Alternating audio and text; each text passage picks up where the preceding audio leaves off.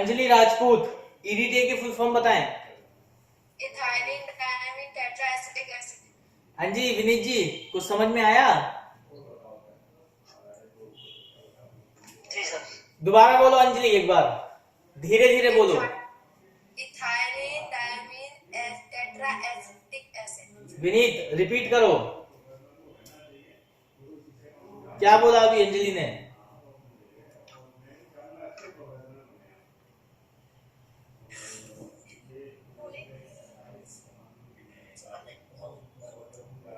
Vineet Kumar repeat कीजिए, अभी अंजलि ने क्या बोला?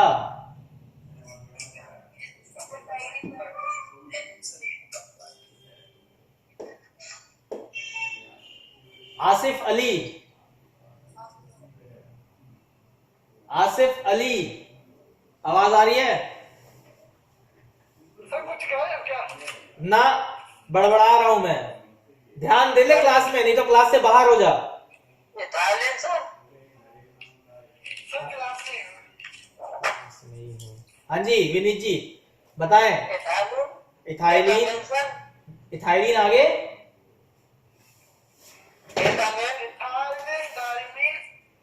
इथाइलिन।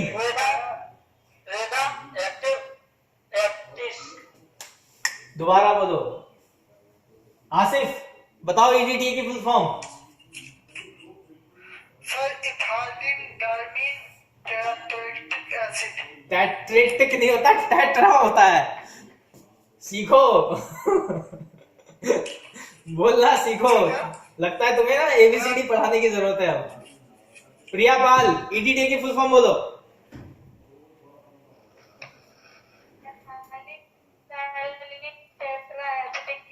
दोबारा बोलो।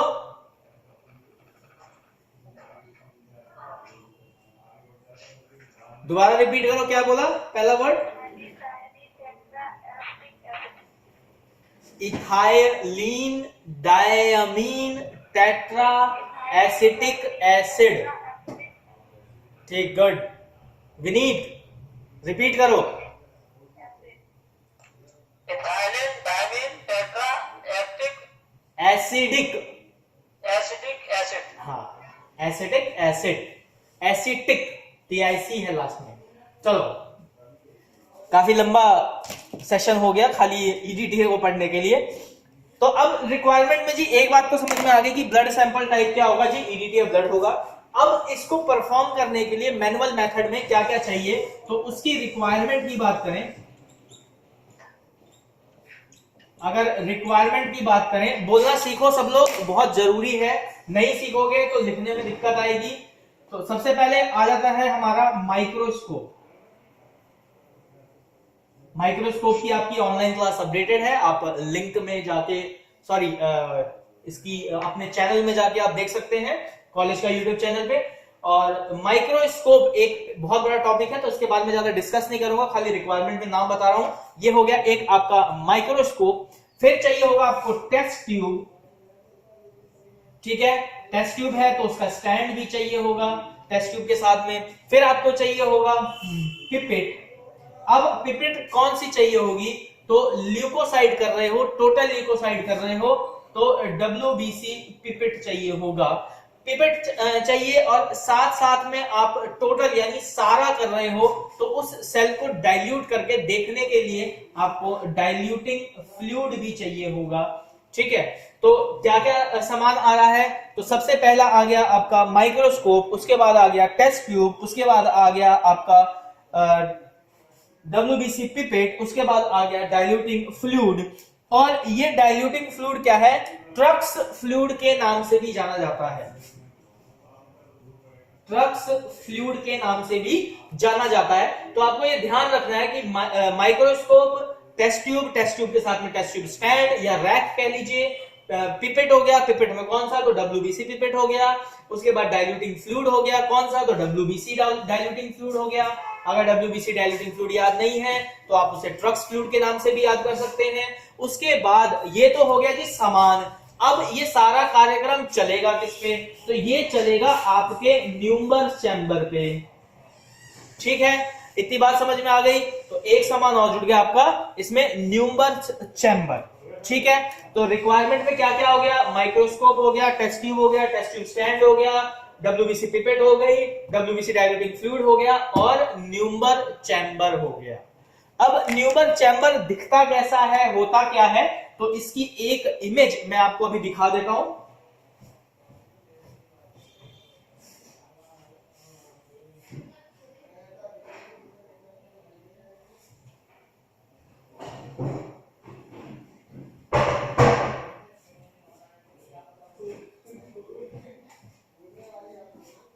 तो ये एक छोटा सा बॉक्स, आउटर बॉक्स आप लोग को दिख रहा होगा।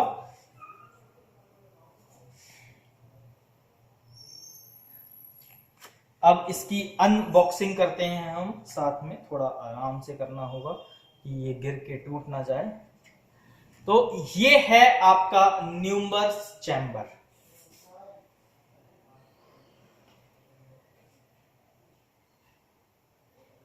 जिसको क्लियर नहीं दिख रहा है वो इस तरीके से देख सकते हैं।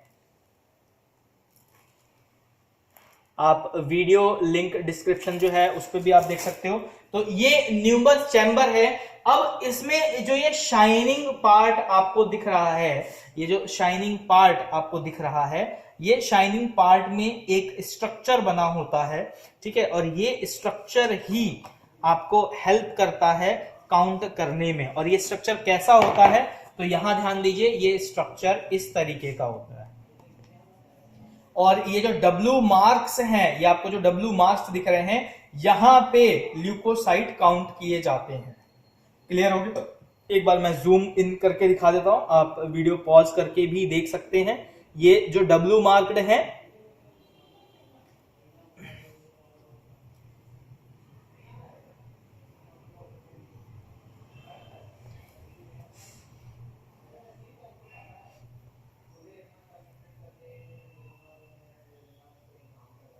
ठीक है, क्लियर है?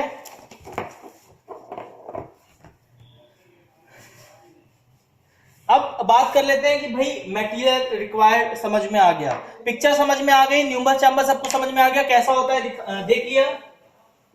अंजलि, प्रिया, आसिफ, विनीत, हाँ जी, अंजलि क्लियर हुआ? ठीक है, चलो आगे बढ़ते हैं। अब बात करते हैं इसके प्रिंसिपल की। तो भाई अब हर काम करने का एक सिद्धांत होता है, ठीक है, सब काम को करने का एक सिद्धांत होता है। तो इसका भी काम करने का कोई सिद्धांत होगा, ये भी किसी प्रिंसिपल पे काम करता होगा। तो इसका प्रिंसिपल क्या है? तो इसका प्रिंसिपल ये कहता है कि जब 1/20 रेशियो में, याद रखना, रेशियो याद रखने की जरूरत है, 1/20 रेशियो में जब ब्लड सैंपल और डाइल्यूटिंग फ्लूइड को मिक्स किया जाता है तो वो एक ग्लाइकोसिटिक सॉल्यूशन बनाता है। और वो सॉल्यूशन जो न्यूक्लियस है, किसके, ल्यूकोसाइट के न्यूक्लियस को क्या करता है, स्टेन कर देता है। स्टेन मतलब उसको दिखने लायक बना देता है, जिसकी वजह से आप न्यूमर चैम्बर्स पे रखे हुए सेल्स को देख पाते हो और काउंट कर पाते हो। क्लियर हो गई? अब इसको इंग्लिश में देख लो। तो ये है, the blood specimen is diluted 1:20 with diluting fluid. The glycic acetic acid lyses the red cell with generation violet stain the nucleus of leukocyte. The cell are counted under low power of microscope by using a counting chamber. The number of cells are reported per cubic mm of whole blood.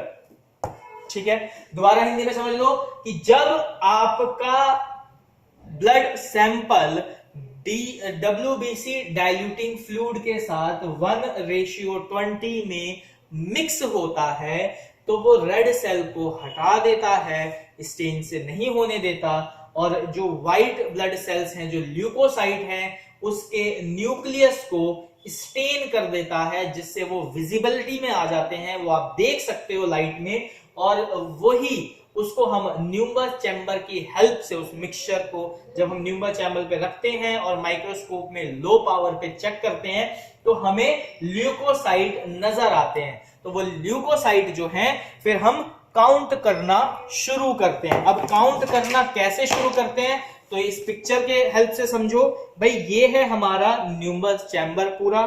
फिर हमने क्या किया जी, डाल दिया उसको किस पे, न्यूमर chamber पे। फिर हमारे WBC पार्ट पे गए, WBC में W वाले पार्ट को देखा, वहां पे सेल पड़े थे, हमने उसे गिन लिया। तो ये कार्यक्रम इसका प्रिंसिपल के माध्यम से होता है। अब आ जाते हैं भाई इसमें प्रोसीजर भी क्या है, प्रोसीजर भी समझ लेते हैं। प्रोसीजर का मतलब कभी भी अगर थ्योरेटिकल पार्ट में प्रोसीजर की बात की जा रही हो तो हमेशा दिमाग में एक SOP तैयार कर लेना। स्टैंडर्ड ऑपरेटिंग प्रोसीजर से ही पढ़ा जाएगा चीजों को। तो सबसे पहले स्टैंडर्ड ऑपरेटिंग प्रोसीजर में बात करते हैं ल्यूकोसाइट काउंट, ल्यूकोसाइट एस्टिमेशन की। तो सबसे पहले आप क्या करोगे तो WBC पिपेट। अब WBC पिपेट कैसा होता है ये डायग्रामेटिकली समझो। तो ये है जी अपना WBC पिपेट का एक ओवरव्यू।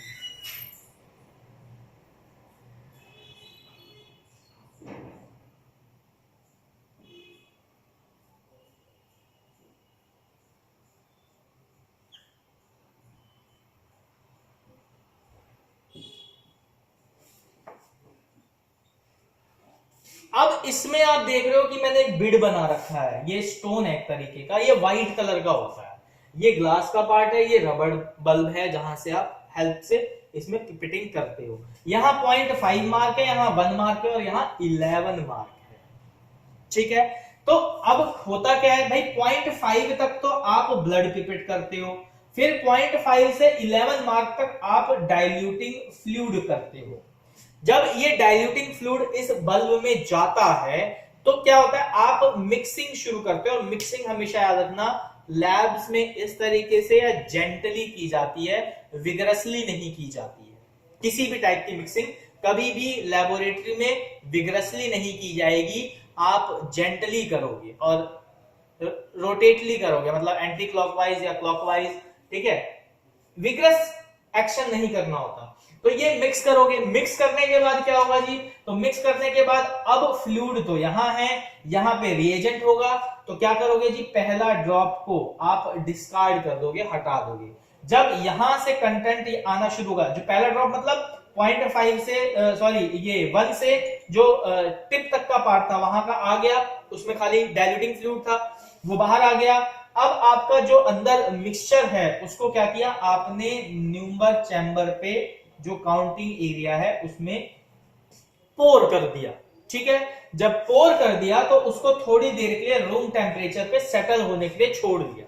इसको ऐसे समझ लो कि भाई आपने कोई सामान को रख के उसको स्टेबल कर दिया कि वो अपनी जगह पे सेटल डाउन हो जाए, स्थिर हो जाए, जिससे जब आप काउंट करो तो वो इधर उधर भागे नहीं। तो आपने क्या किया, ऐसे ही जब वो मिक्सचर था उसके अंदर जो सेल्स थे उसको सेटल डाउन होने के लिए, आराम से स्टेबल होने के लिए आपने न्यूमर चैम्बर पे जब एक ड्रॉप पोर किया, ठीक है, फर्स्ट और सेकंड ड्रॉप डिस्कार्ड करके, तो वहां पे जो ड्रॉप था, जो सेल्स थे उसमें बल्क ऑफ सेल्स थे वो स्टेबल हो गए, एक सर्टेन टाइम पीरियड में फिक्स हो गए। अब उस चैम्बर को आप सबसे पहले 10x के माइक्रोस्कोप में जूम करके एरिया को फोकस करते हो और फिर उसी 10x पे आप काउंटिंग शुरू कर देते हो। क्लियर होगी प्रोसीजर की बात? इतना क्लियर हुआ? Yes sir. जी सर। विनीत आपको क्लियर हुआ? जी सर। प्रिया पाल आपको क्लियर हुआ? Yes sir. ठीक है, अब बात कर लेते हैं इसमें प्रोसीजर में। भाई एक तो प्रोसीजर आपने देखा मैक्रो लेवल पे, अभी क्या था, मैक्रो लेवल पे था। अब एक माइक्रो लेवल पे समझ लो प्रोसीजर में क्या है। तो कभी भी जब आप काउंटिंग कर रहे होते हो, अब मैं डायग्रामेटिकली समझा रहा हूं कि आप कौन कौन से एरर्स हो जाते हैं काउंटिंग करते वक्त। ठीक है, ल्यूको तो टीएलसी काउंट करना ये तो समझ में आ गया कि भाई काउंट होगा, ऐसे काउंट होगा। अब क्या क्या मिस्टेक्स हो जाती हैं कभी कभार काउंट करने में, तो ये हमारा एक बॉक्स है जिसके अंदर हमें WBC काउंट करना है।